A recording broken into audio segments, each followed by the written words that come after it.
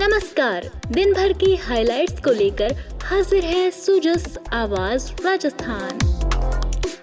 Sujas podcast में मेधा के साथ आप सुन रहे हैं प्रदेश के मुख्य समाचार। एक नजर आज की सुर्खियों पर। मुख्यमंत्री ने दिल्ली में ERCP लिंक परियोजना के लिए हुई त्रिपक्षीय समीक्षा बैठक में की शिरकत। मध्य प्रदेश और राजस्थान से संबंधित विभिन्न विकास कार्यों सहित अन्य मुद्दों पर हुई चर्चा। मुख्यमंत्री की पहल पर कृषि विभाग द्वारा 24 लाख से अधिक महिलाओं को निःशुल्क बीज मिनी किट वितरित। और राजस्थान ने प्राप्त किया स्टेट फूड सेफ्टी इंडेक्स में देश में 6ठा स्थान। और अब सुनिए खबरें विस्तार से।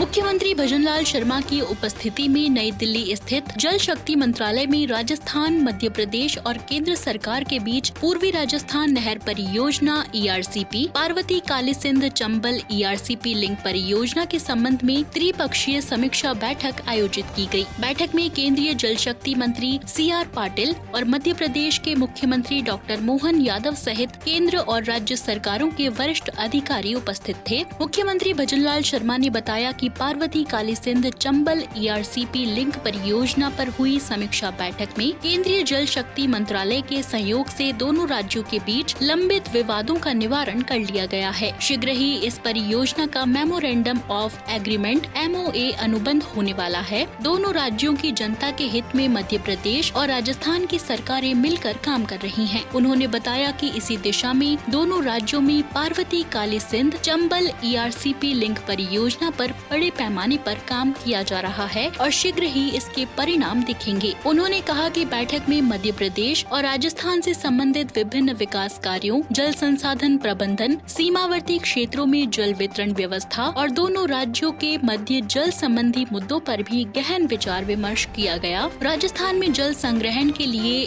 NGO की मदद से जल संचयन यानी वाटर हार्वेस्टिंग के कार्यान्वयन पर चर्चा की गई। साथ ही जल भंडारण संरचनाओं को पुनर्जीवित करने पर भी जोर दिया गया।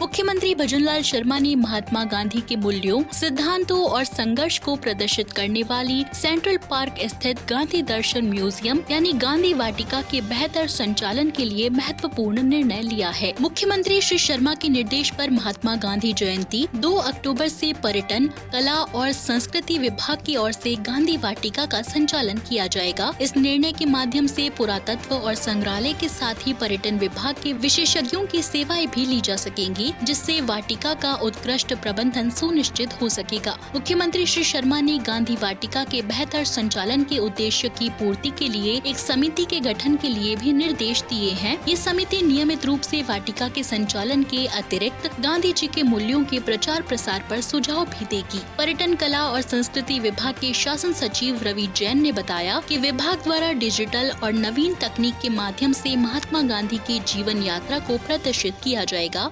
म्यूजियम के एक हिस्से में अंग्रेजों के भारत आगमन से गांधी जी के दक्षिण अफ्रीका प्रवास, दूसरे हिस्से में भारत में अंग्रेजों के खिलाफ किए गए आंदोलन और तीसरे हिस्से में गांधी जी के दर्शन साहित्य को प्रदर्शित किया गया है। उन्होंने कहा कि युवा पीढ़ी गांधी जी और उनके दर्शन से प्रेरणा ले सके, इसके लिए देश विदेश से आने वाले पर्यटकों की यहाँ यात्रा भी कराई जाएगी। इसके लिए गांधी वाटिका म्यूजियम को पर्यटन विभाग की सूची में शामिल किया जाएगा। साथ ही गांधी जी के दर्शन पर बनी विभिन्न फिल्मों के माध्यम से सत्य और अहिंसा के संदेशों को प्रसारित किया जाएगा। आपको बता दें कि वर्तमान में गांधी वाटिका का संचालन और रखरखाव जयपुर विकास प्राधिकरण द्वारा किया जा रहा है। प्राधिकरण ने 85 करोड़ रुपए की लागत से म्यूजियम का निर्माण किया है। इस वाटिका का निर्माण 3 तलों में किया गया है।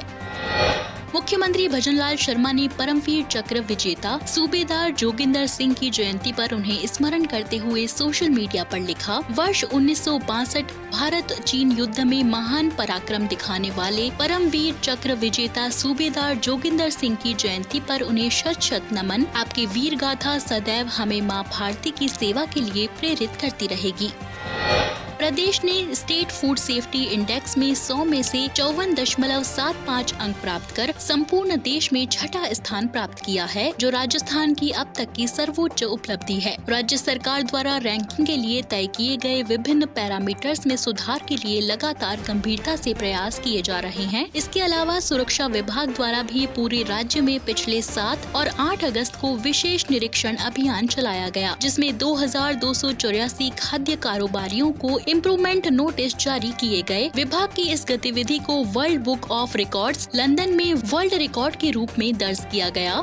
आपको बता दें कि भारतीय खाद्य संरक्षा एवं मानक अधिनियम नई दिल्ली द्वारा प्रत्येक वर्ष स्टेट फूड सेफ्टी इंडेक्स जारी किया जाता है। इसमें फूड सेफ्टी के निर्धारित पैरामीटर्स के तहत सभी राज्यों को उनके द्वारा प्राप्त अंकों के आधार पर रैंक दी जाती है।